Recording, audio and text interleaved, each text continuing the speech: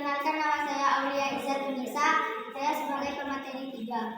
Perkenalkan, nama saya Adua. Saya sebagai pemateri 4. Sosialisasi adalah proses fundamental dalam kehidupan masyarakat yang membentuk cara individu berinteraksi, memahami nama, dan menginternalisasi nilai-nilai budaya Indonesia dengan keberagaman budaya dan tradisi kolektifnya. Sosialisasi memainkan peran kunci dalam menjaga harmoni sosial, mendukung pembangunan dan menyukseskan program pemerintah. Artikel ini akan membahas secara mendalam pengertian sosialisasi, jenis-jenisnya, prosesnya, contoh nyata dalam konteks Indonesia, manfaat, cara efektif melakukannya, hingga tantangan di era digital, baik Anda pelajar, pendidik, praktisi, atau masyarakat umum. Panduan ini dirancang untuk memberikan wawasan lengkap dan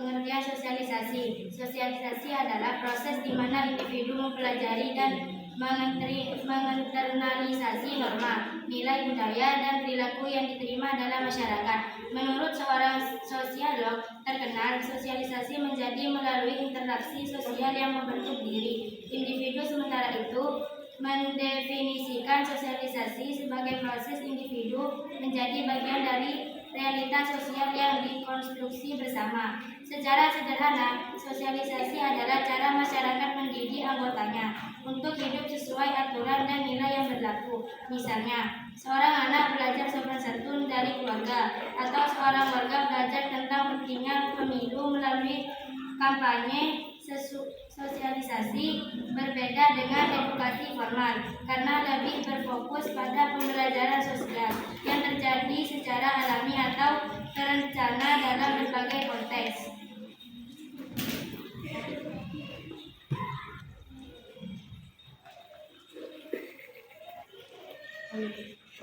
Jenis-jenis sosialisasi. Sosialisasi primer. Sosialisasi primer terjadi pada tahap awal kehidupan, terutama dalam lingkungan keluarga. Keluarga adalah agen sosialisasi utama yang mengajarkan nilai, norma, dan bahasa kepada anak. Misalnya, seorang anak bayi belajar menghormati keluarga melalui upacara keluarga. Proses ini membentuk fondasi identitas dan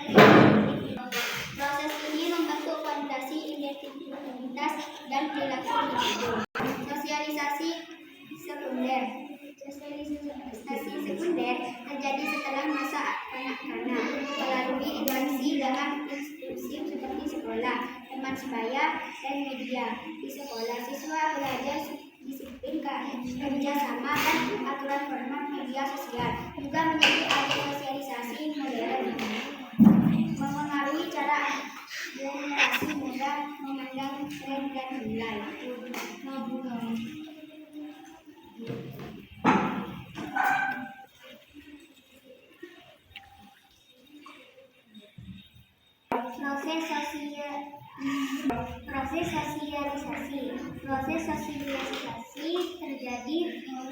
Proses sosialisasi terjadi melalui tahapan perkembangan individu dan dipengaruhi oleh berbagai faktor.